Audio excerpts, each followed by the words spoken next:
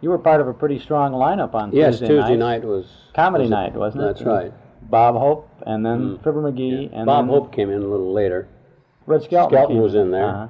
Then later, Ozzie and Harriet, and Amos and Andy, too. From Hollywood, California, and an Allied base somewhere in Australia, Autolite brings you Everything for the Boys, the Command Theater of the Air, starring Mr. Ronald Coleman. His guest, Miss Greer Garson.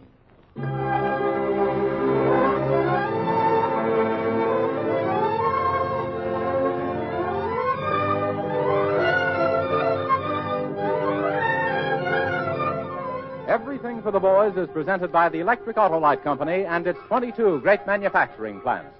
Builders of precision equipment for 35 years. World famous for Autolite spark plugs, batteries, wire, cable, and electrical systems for automotive, aviation, and marine use. Your host, Mr. Ronald Coleman.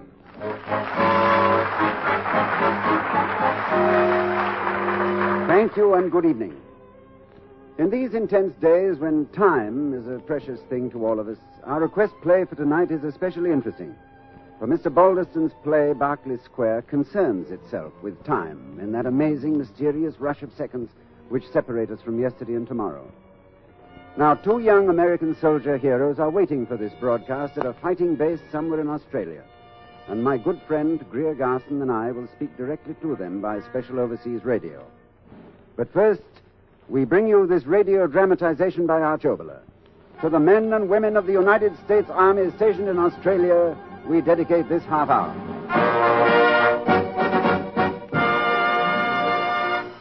Stout hearts in men and machines win wars. Men who are not afraid to die. If you'd have tuned your radio to NBC's New York flagship, WEAF, at 7:30 p.m. on Tuesday, February 8th, 1944, you'd have heard Ronald Coleman host the Autolite-sponsored Everything for the Boys. The guest star was Greer Garson. Combined ingenuity and skill can invent and build that will give our boys every advantage over the enemy. NBC owned the ratings on Tuesdays with 6 of the top 7 shows. Opposite of Everything for the Boys, CBS ran a concert, WOR-Mutual ran news, and WJZ of the Blue Network ran The Girl Back Home.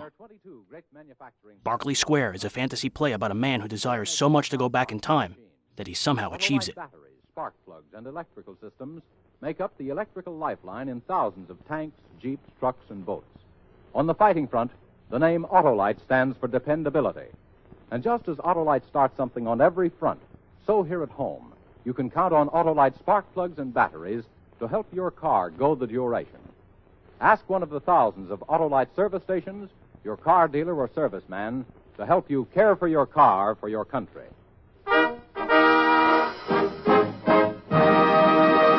The play, Barkley Square. The players, Mr. Ronald Coleman, and his guest of the evening, Miss Greer Garson. Before the curtain rises, let me extend the congratulations of all of us to Miss Garson, who yesterday was nominated as an Academy candidate for her splendid work in Metro-Goldwyn-Mayer's picture, Madame Curie. And now, on with our play.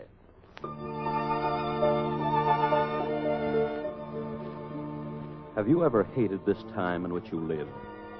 Have you ever said to yourself, why was I born into these blood-stained years? Why couldn't I have lived out my life in the peace and quiet of another time? To you who have cried out these words from a burdened heart, we bring the story of Peter Standish.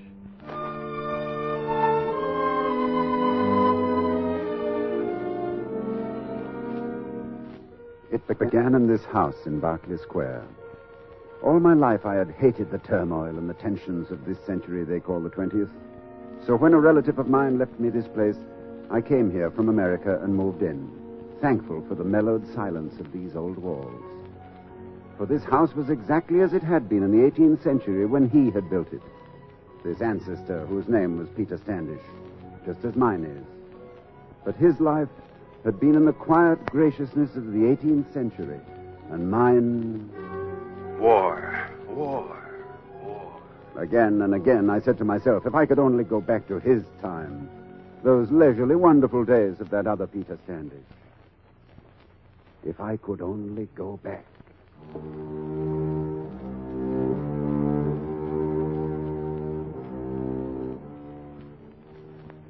Those very words were in my mind as I sat here reading his diary. The pages were yellow, the ink faded,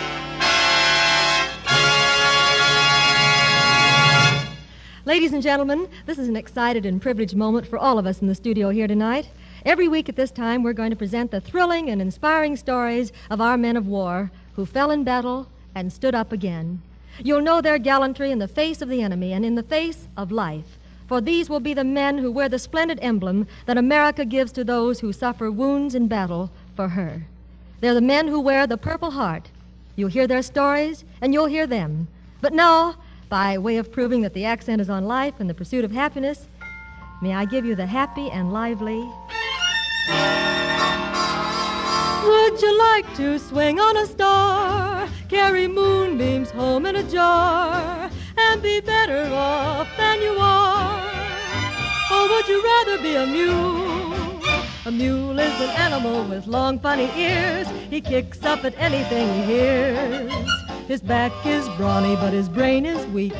He's just plain stupid with a stubborn streak. And by the way, if you hate to go to school, you may grow up to be a mule. Or would you like to swing on a star, carry moonbeams home in a jar, and be better off than you are? Or would you rather be a pig? A pig is an animal with dirt on his face. His shoes are a terrible disgrace. He's got no manners when he eats his food. He's fat and lazy and extremely rude. But if you don't care a feather or a fig, you may go up to be a pig. Or would you like to swing on a star, carry moonbeams home in a jar, and be better off than you are? Or would you rather be a fish? A fish won't do anything but swim in a brook. He can't write his name or read a book. To fool the people is his only thought. And though he's slippery, he still gets caught. And then if that sort of life is what you wish, you may grow up to be a fish. And all the monkeys aren't in the zoo. Every day you meet quite a few. So you see, it's all up to you. You can be better than you are. You could be swinging on a star. Be better than you are. Keep swinging on a star.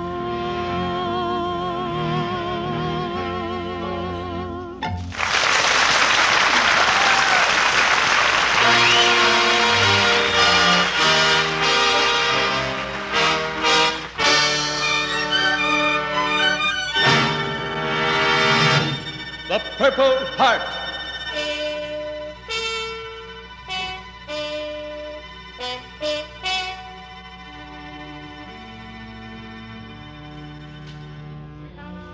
England was behind in the summer darkness.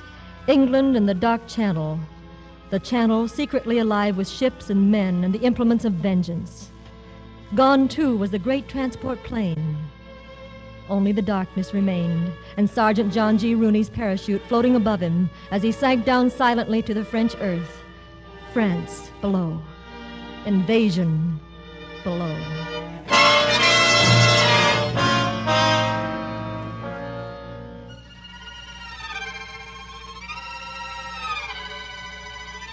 This is it.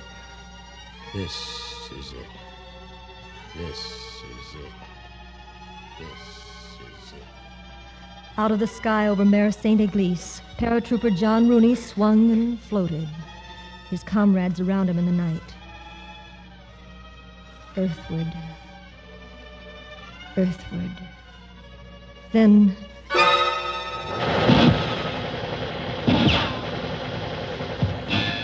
What are you thinking, Sergeant John Rooney, as the tracer bullets fly? What are your thoughts as you swim down the long channel of the sky? Tracer bullets. There go some of the boys limping their harness. They're hit. They're hit, and I'm sorry and mad. Curtains for the kids. I want to get down there and put those machine guns out of business. I don't like them. I'm against them. I'm anti-machine gun. Put them out before the glider infantry arrives. That's the ticket. Punch it with your Tommy gun, Johnny G. Rooney.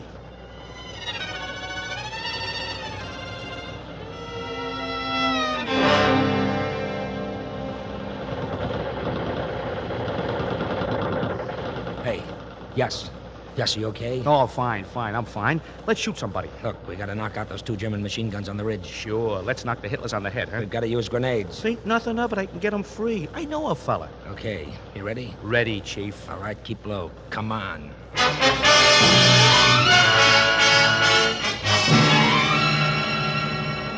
Sergeant Rooney flips his grenade at the astonished Hitlers. Private Just Rosen lets fly his grenade. Good hunting, yes! Take the rest with the bayonets! Come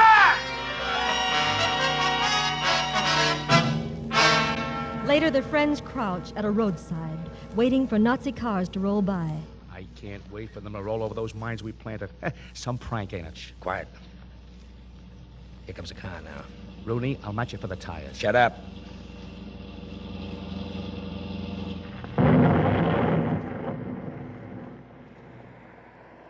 At 8:30 p.m., NBC aired A Date with Judy, a female-driven situation comedy starring Louise Erickson.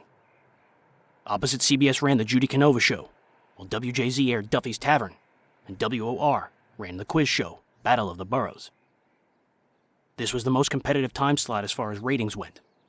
In February, A Date with Judy pulled a 9.6, while The Judy Canova Show pulled a 12.6, and Duffy's Tavern had a 14.6.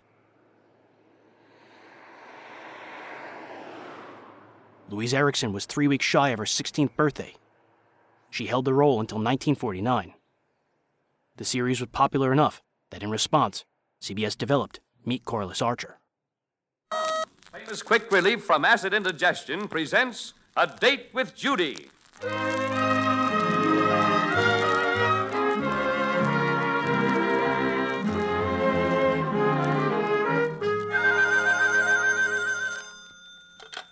Hello? Judy, could I have a date for Saturday night? Well, you certainly could. I'm a little short on gas, so I wonder if you'd mind meeting me at Peterson's drugstore. We'll have a soda, and then we can go someplace. Wonderful. Okay. I'll meet you in front of the drugstore at about 7:30. Don't be late. Goodbye. Goodbye. Who was that, Judy? Jeepers, I forgot to ask.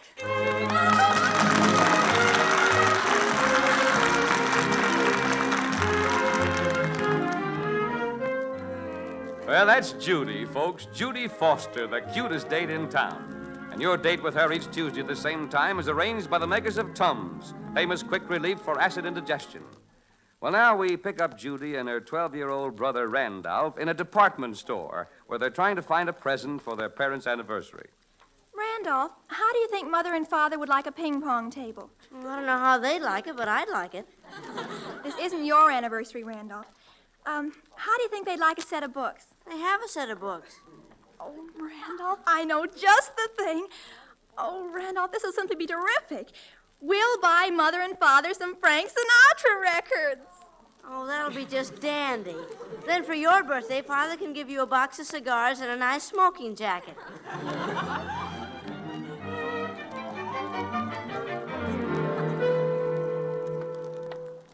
I think it was terribly mean of you not to let me buy Father and Mother the Sinatra records. Yeah, and after us spending a whole hour listening to them, too. It was a lovely morning, wasn't it, Randolph? Yeah, but we still haven't got an anniversary present. Well, maybe this next store will have something. Hey, look, Randolph. What? Look what's playing at the Bijou this week. 2 big feature attractions, 1 newsreel, 1 short, 1 Mickey Mouse, 1 cereal, and a stage show. Well, that's a nice way to spend a week. Randolph, I finally figured out a solution to all our problems. Instead of buying Father and Mother a present, let's take them to the show. You know, have a theater party. Okay, we'll invite all their friends and Randolph, remember, we have only $3 to spend on their anniversary. How much are the tickets? 55 cents, as usual. Well, then we could buy, let me see now, 55 and the $3 goes... Oh, we could buy 5 tickets, and we still have 25 cents left over. Enough for 5 people and a midget. Oh, Randolph, look what the features are. Hep Cat Katie and Jumping Jive. You know, Randolph, I know who'd really enjoy this bill the most. Judy, we are not going to invite any of your friends. This party is for Mother and Father. Well, you can't deny it. Oogie Pringle and his Hot Licks would love this bill. Oh, I don't know. Look at that cereal. The Mystery Cowboy Rides Again. Some of my gang would be crazy about it. You can get them in at 15 cents a throw. So much the worse. Randolph, in this occasion, I think it's up to both of us to act purely unselfishly and only think of Mother and Father. She spends the whole morning quivering over Frank Sinatra, and suddenly she gets unselfish. Come on, Randolph. Let's go home and tell Mother. Boy, wait till she sits through Hep Cat Katie and Jumping Jive tonight. She'll be sorry she ever got married.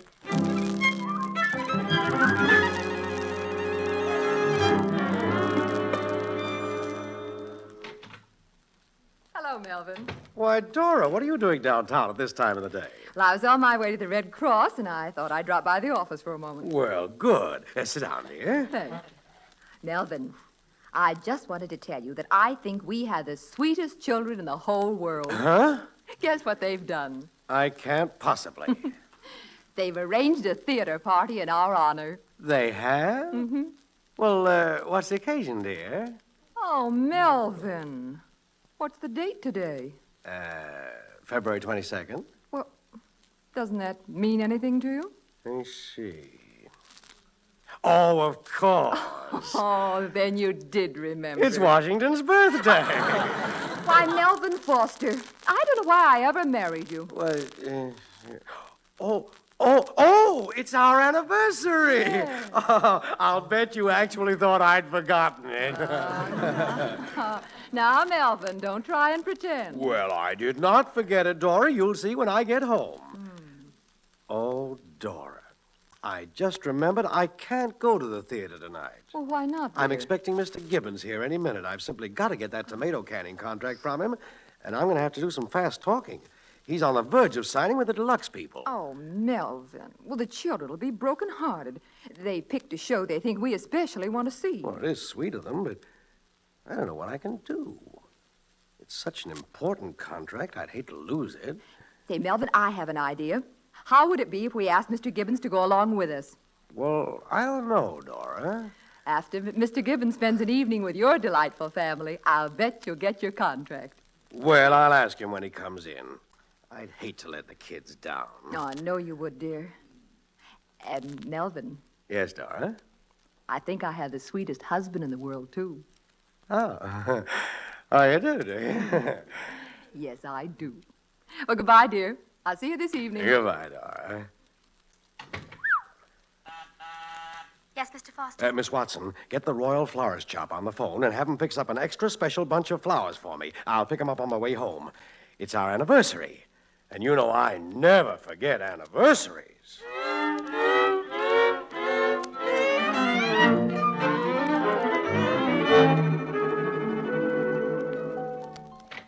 Oh, Father. Oh, Judy. Oh, I'm sorry. I didn't know you had someone in your office. Oh, that's all right. Come right in, kids. Mr. Gibbons, this is my daughter, Judy, and my son, Randolph. Well, how do you do? Hello, Mr. Gibbons. I've met your daughter before, Foster. I think she's a friend of my son, Willie. Oh, yes, of course.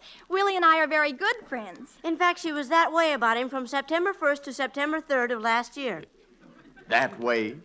You know, she was making him her hobby. Children, I think you better be running along now. Mr. Gibbons and I have some business to discuss. But, Father, we haven't told you what we came for yet. On account of this being your anniversary. And Mother's, too, naturally. Yes, your mother's told me all about it. And I think it's very thoughtful of you kids to give a theater party in our honor. And you know what? I've asked Mr. Gibbons here to join us. Foster, I told you I don't think I can make it. You see, I want to make up my mind about that contract tonight. Oh, Mr. Gibbons, you've got to come. If you don't, Father won't. And if he doesn't come, it'll spoil Mother's evening. Of course, we could fix Mother up with Oogie Pringle. No. No, I don't think it's fair that Mother has to have a blind date in her anniversary. She really ought to be with Father. Are they serious? Would they really fix your wife up with a blind date, Foster? Oh, no, they're just kidding. Just kidding.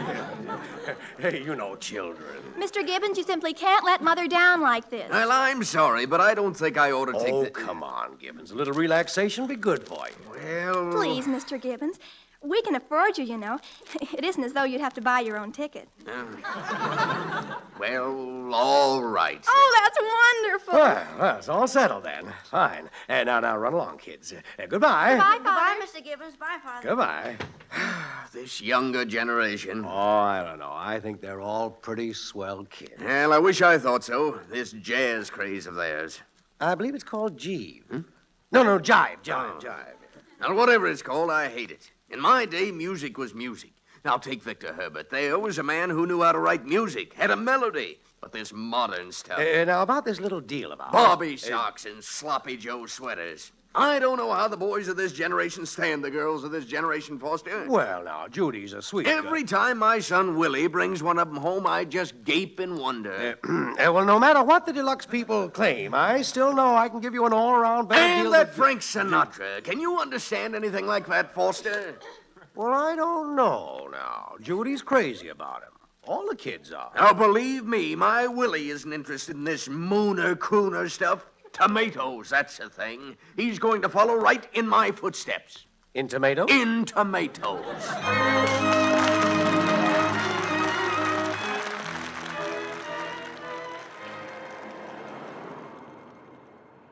On the radio, the way we did it, there was no door, there was nothing.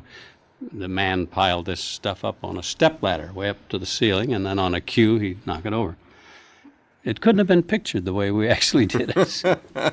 I think that was one of the great trademarks of the Fibber McGee and Molly show, the hall closet. And the strange thing about it was that, especially in the last 5, 7, 8 years that we did it, we would do that as many as 3 times a year. That's all. And everybody that ever says anything about Fibber McGee and Molly now, they always think of the closet, and they think that Fibber McGee and Molly was a closet, you know. And it's the truth that we wouldn't do it over 2 or 3 times in a year. You felt that the gag was wearing thin. We didn't want it to wear thin. We wanted to keep it alive as long as we possibly could, and we talked about it and did keep it alive. Yeah. But we wouldn't actually do it. Boy, we'd have a big meeting about whether to do it or not. After the Mole Mystery Theater aired at 9 p.m., the 3 top-rated shows on radio aired in succession, beginning with the just-heard Jim Jordan, co-starring in Fibber McGee and Molly.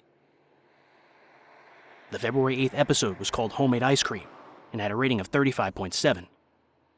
More than 27 million people tuned in. The Johnson Wax Program with Fibber McGee and Molly.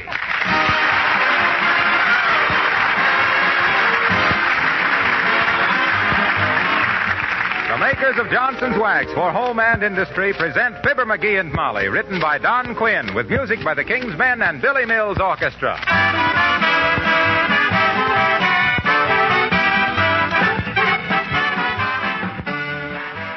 It began Friday. Mm-hmm.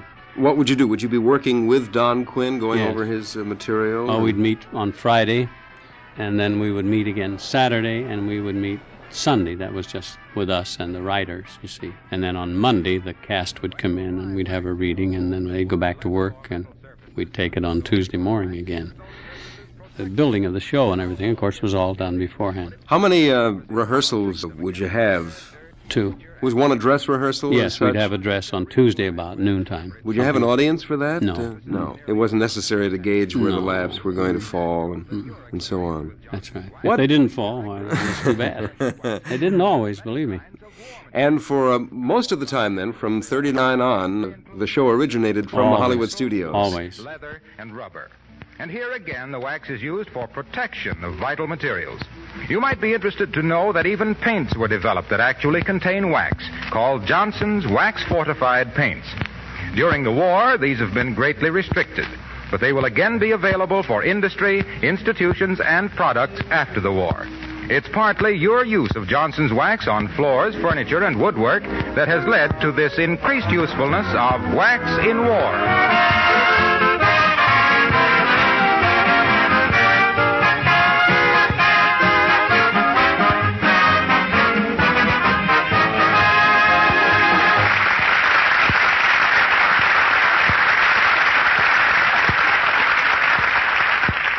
When Pop was a kid and had a yen for some ice cream, he could jolly well spend the afternoon turning the crank of the freezer.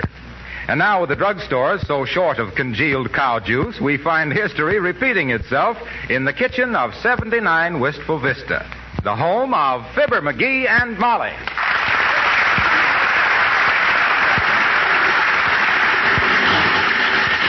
I'll be glad when that ice cream is frozen, McGee. That thing makes too much noise. What? I say that thing makes too much noise, dearie. Wait a minute, I can't hear you. What'd you say? I say that thing makes too much noise. Oh. Don't you think it ought to be about done? What, say? I say, don't you think it's about frozen? Wait a minute, I can't hear you. What'd you say? I say, don't you think it's nearly frozen by now? My gosh, it ought to be. I've been cranking this thing for 3 hours. I know, dear. You must be... What are you waving your hand at me for? I'm not waving it. It's doing that by itself. I haven't turned that freezer so long, even my wristwatch has got a dizzy look on its face. Well, you're the one who wanted the ice cream, sweetheart. Ah, why can't I control my appetites? Must be the beast in me. Whew, boy, am I tired. Well, I didn't make you turn that freezer, McGee. You wanted some ice cream, and the drugstore's always out of it, so I just said, why don't you make some? Yeah, it's a good thing I didn't get hungry for some Roquefort cheese. You'd have suggested I go out and milk a goat. Now, look, dearie, don't blame me now. I know. I brought it on myself. I know. I just got a sudden urge for a chocolate sundae or something. Gee whiz, I don't know what... Hey, what are you going to do? I'm going to put on my apron and turn that freezer for a while. I'm getting hungry for some ice cream myself. Oh, no. I'll do it, Molly, huh? I'm rested now. Well, I just assumed... No. This is man's work. I wonder where I could get a man. You know, it should have been frozen long ago. Are you sure you followed the instructions? Sure I did. Well, you got me all puckered up for a chocolate sundae now. Are you sure the drugstore hasn't got any ice cream? Practically certain. Well, I wish you'd call them and see, just on the off chance, you know. Okay. And if they haven't got any, I can go back to cranking this doggone blister factory. Hand me the phone. Here. Thanks. Hello, operator. Give me Kramer's drugstore on the corner of 14th and... Oh, is that you, Mert? Oh, dear. How's every little thing, Mert? What's that, Mert? Oh, my gosh. That was tough luck, wasn't it? Oh, dear. Went flat right in front of the post office, eh? Mert's tire? No, Mert's sister. She was singing at a bond rally.